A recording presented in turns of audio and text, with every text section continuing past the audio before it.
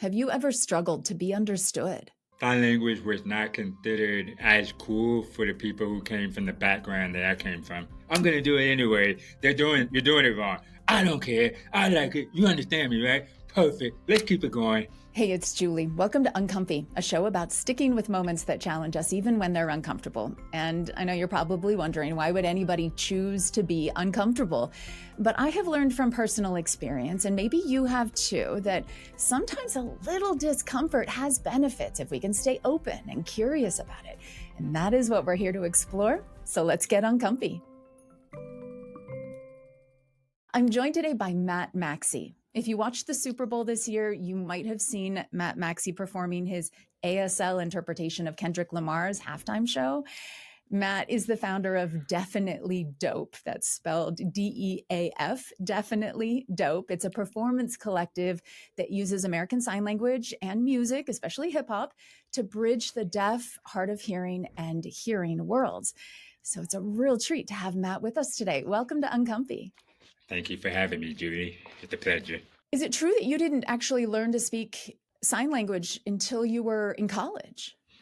Yes, so I actually got exposed to sign language in high school, but I was resistant toward it. I spent a lot of time growing up in speech therapy, so I felt like I was part of the hearing world, and I wanted to stay a part of that. But it wasn't until I got a scholarship to go to Gallaudet University in DC that I was actually forced to learn sign language. It was an experience, Right. Well, an incredibly uncomfy experience, I for imagine. sure. So you were raised just you said going to a lot of speech therapy. I mean, can you hear at all? Are you able to hear my voice right now? So with my hearing aids, I can hear. With headphones, I can hear. If it was music playing, I would not be able to hear the music without reading the lyrics and memorizing the lyrics. So it's the spectrum of how much I can hear. I see. We're going to get to the music in a moment because that's Okay. like an amazing part of what you do. But so you can hear some, but without hearing aids, not at all. So Not growing at up, yeah, growing all. up, you say you lived in the hearing world. That felt like what your world was, and you wanted to stay there. A lot of lip reading. I mean, how successful did you feel in the hearing world? I felt like if I couldn't read it, if I couldn't see and understand it, like captions or a book, it was just like being a lost duck in the water, just like lost dog in the park. Like, hey, what's going on? Help! Break it down, slow it down, run it by me again. And after a while, you just kind of learn how to survive. You learn coping mechanisms, and I just started picking up on patterns and trying my best. If I missed it, I missed it. If I caught it, I caught it. But after a while, you want to be able to understand everything that's going on without guessing and I hope I got it right. Oh, I got it wrong? Yeah. Okay, then next time I'll be quiet and then make sure I got it right before I speak up. So it was a learning process. Yeah, you really had to become an amazing listener. That's something a lot of us Yeah. don't have great skills at. The irony. You said it really is. Matt, you said that you were actually resistant to learning sign language as a teenager. Tell Yes. me a little more about that. So I guess because nobody in my family or circle encouraged it, I kind of took on their approach of you don't need sign language, you can talk. Or sign language kind of implies that they were less than. So it's actually a form of autism, AUDISM, to where I thought I was better because I could speak and didn't need sign language. But the more I learned about the deaf culture and community, the more I realized, hey, this is actually more fit for me instead of me working overtime trying to fit everybody else to make them happy. Mm. So you got a scholarship to Gallaudet, the deaf university, Yes, ma'am. and there you were expected to speak sign language there in Correct. that community. So Yeah. what did that feel like for you, showing up as someone who didn't really know it? So my first semester was actually a school protest. The student body wanted the president to step down because they wasn't deaf. So because they wasn't deaf, they didn't feel like they could relate to what they needed. So if you were hard of hearing, or if you could talk, or if you didn't know sign language, at the time that I went into school, you were considered an enemy. So that was my first semester at school. I come in, I'm talking on the phone with my mom because I know her voice. And then I don't know sign language. So they're like, oh, you're the kind of people we're trying to get out of here. I'm like, I don't even know what the fight is all about. Like, I just came here to come to school because they told me I would love it here. And after a while, I just tried to let me put aside my own feelings and let me understand where they're coming from. And the more time that went on, the more that I got exposed to the sign language, the culture, the community, the more I just became a part of it. And then became an advocate on behalf of it with the platform and privileges that I had. That's pretty amazing that you were able to set aside the hurt, I'm sure, that you felt when people were judging you and Yeah. ostracizing you, pushing you away, blaming you as part of the enemy, and you were able to somehow try to understand. What did you learn? What was there an interaction with a fellow student that you had where you came to see their perspective maybe a little more clearly? I think I saw the struggle that everybody went through not having access to the language that they needed. So, for example, I would become like the interpreter for my friends. And then once they go out again and they don't have me around to help support them, then what? Then they got to go through all the frustration over and over and over again to the point to where they're just fed up. So the more I started, and then my hearing aid broke for 3 years, and the more I experienced that, the more I'm like, ooh, okay, now I really get it. And because I get it, I can put aside whatever petty hurt, anger, whatever. I can put that aside and try to turn the bad into good. And it actually was freeing and inspiring in itself because, everybody likes the underdog story. You make a change, you make an impact, you change the perspective, you change the game.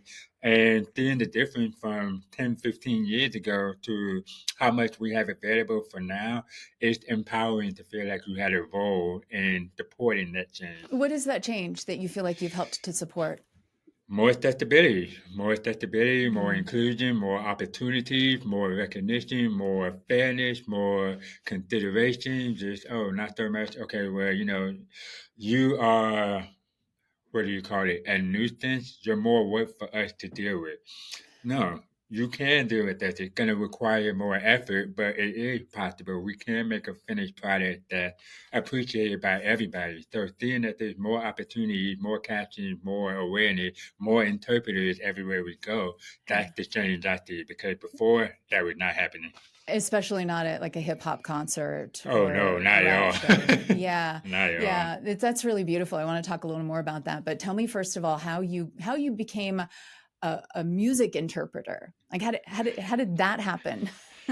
So when I was learning sign language, I probably had bad ADHD because I was just all over the place, and everything was so backwards. Like ASL, American Sign Language, is backwards. So the grammatical structure was different, and I'm a bookworm. I love to read, so I like my English in precise order. A, B, C, D, E, the Yeah, noun and the verb and everything in order. right. Okay. And now they're telling me you got to switch this, that, and I could not get it.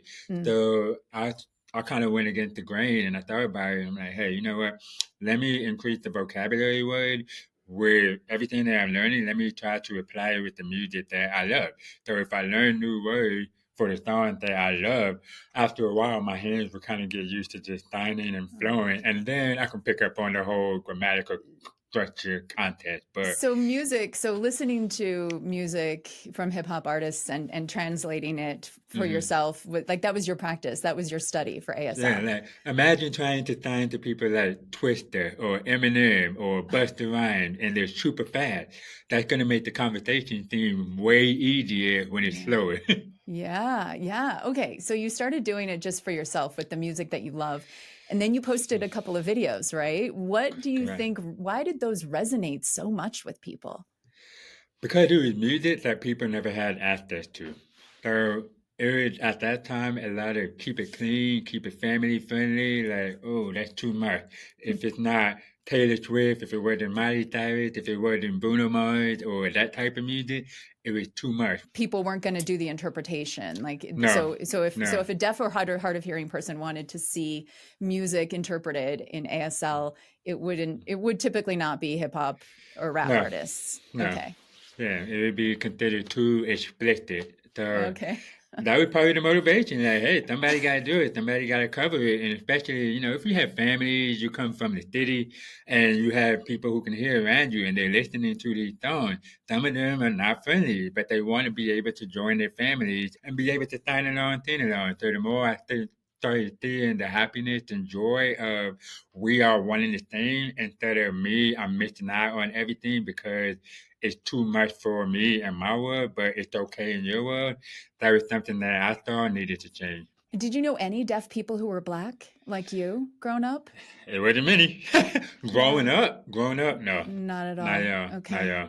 Sign language was not considered as cool for the people who came from the background that I came from. Most of the time, the people that I came across, they were too shy to express themselves. Like they were afraid of the criticism or the comments that other people would have to say about, oh, don't do this, don't do it that way, don't do it this way, don't do it that way. Oh, this is how you should. So me just excited and passionate, and like all of that doesn't matter. I'm gonna do it anyway. You're doing it wrong. I don't care. I like it. You understand me, right? Perfect. Let's keep it going. And then later it just became, you know what? Even though I didn't understand or I didn't like it, they ended up respecting what I was trying to do and understood the vision of, hey, I'm just trying to make something for the people like me, and then maybe branch out even more from there. Now, if you look on TikTok, you can see sign language and music everywhere. So Yeah. it's incredible to see. Really a trendsetter, Matt Maxey. How did you end up being one of the official interpreters for Chance the Rapper for his shows? Yeah, so that was organic as can be. I was actually at a festival called Bonnaroo, and I got invited by a group of interpreters to go. And they're like, hey, if you want to interpret a show, you're deaf. You can interpret whoever you want to interpret for. And I'm like, great. So I picked Travis Scott, I picked The Weeknd, Chance the Rapper, and I picked Red Hot Chili Peppers, but that was a little bit too hard. So when I did the first show, I'm just up there, I'm looking at the crowd. This is like 10,000 people, it feels like. It may be even more. I just see a whole ocean of people. I'm trying to remember everything. Like, this is nerve wracking. This is a lot of people. Because you had to have the words memorized, right? Like when you're Yes. interpreting, you don't actually, are you hearing anything, the beat or anything like that? So I can only hear what I recognize. So because I knew the song, they have a set list. So the two songs that I knew, they're like, hey, it's your turn, go. So I know it by heart, boom, boom. And Chance the Rapper was backstage watching. So he loved it. And he was like, hey, can you do my show? And I'm like, for sure, let's go. Really, the next day, they were like, he wants to meet you. And we met, and it was just organic. Hey, what's up? This is good. I love what you're doing. I never seen anything like it. Can you do it for my show? After the show, we met again, and that's when he brought up, hey, I would love to have you on tour. And from there, it was green light go. Like, say no more. Where we going? Meet you in Miami? No problem. We get a team together. Drove down to Miami. Great time, great show. He's like, can you join the rest of the way?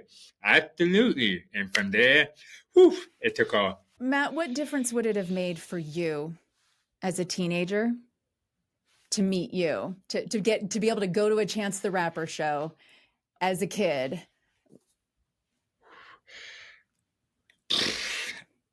It probably would have changed my life. Just to see representation, inspiration, possibility. This is an area where people have constantly said deaf people can't enjoy music. And this is from both the hearing and deaf communities. But to see that stereotype being defied, there's not many black men that are doing it. There's not much that are my age that are doing it. So to see that as a young kid, that would be somebody that, oh wow, okay, now I don't feel alone in this space anymore because I see this, I admire it, I respect it. Okay, now I'm motivated, I'm inspired. what can I do to help and support and even elevate the bar even more? Matt Maxey is the founder of Definitely Dope.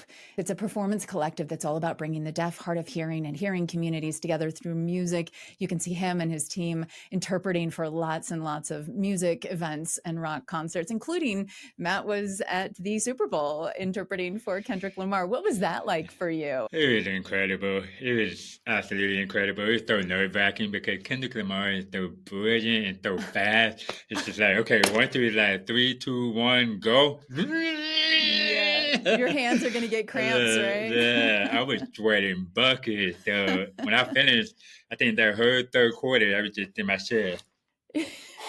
Just But trying to catch your breath. Amazing. but To it have was that big of great. an audience, did you hear from did you hear from anyone or sort of see any kind of impact that came as a result of that? Yeah, I mean, after that, I ended up going to work at the Oscars, ended up doing just interviews. The main goal was to provide just accessibility. Like, it wasn't me so much. I just felt like I was picked to be the right person to provide accessibility to let companies like the NFL or whoever's watching, let them know like, hey, this can be a great thing going forward. So hopefully that door is open for more companies to just kind of follow through. Like, okay, we see this space is working out good. Okay, let's try it. And then from there, we can make that be a norm all over, which is the goal. You can find out more about Matt Maxey and his team online at definitelydope.com. That's spelled DEAF, definitely. Matt Maxey, thank you so much for your time. Good luck with your work. Thank you. And I wish you the best as well. And thank you for getting uncomfy with us today. I loved talking to Matt. I hope you enjoyed that as much as I did. I can't stop thinking about the story he shared about being in college, getting all of that hate and being ostracized by his fellow students and deciding to try to understand where they were coming from and coming to feel empathy for the pain that they had experienced in their lives because of the barriers to not being able to communicate and interact in the hearing world. I'd love to hear a story about a time when you were able to feel empathy for someone who maybe hadn't treated you well. It's one of the hardest things we try to do, isn't it? As we try to live in community together, and sometimes there are people who we just find really hard to love, to feel empathy toward. I'd love to hear what's worked for you. Share your story with us at uncomfy@byu.edu, or you can connect with us on social media. We're on Instagram at uncomfy.podcast. I'd love to keep the conversation going. Uncomfy is a BYU radio podcast. Samuel Benson produces it, and the team includes Hyobin Kim and Sam Payne. Our theme music was composed by Kelsey Ney. I'm Julie Rose. Can't wait to get uncomfy with you again next week. Hey, friends, quick recommendation for your podcast queue. Do you remember that movie that you had on VHS or DVD that you watched so many times it wore out? Well, movies didn't just entertain us, they shaped who we are. And there's a new BYU Radio original podcast called Voiceover, Movies That Move Us. I think you're really going to like. Film Studies PhD Heather Bigley hosts the show. She has guests on, and they talk about movie moments that shifted perspective, that sparked self-reflection or stirred their souls. Plus, they give recommendations for movies you might want to check out. You can listen to Voiceover, Movies That Move Us, now on BYU Radio or anywhere you find your podcasts.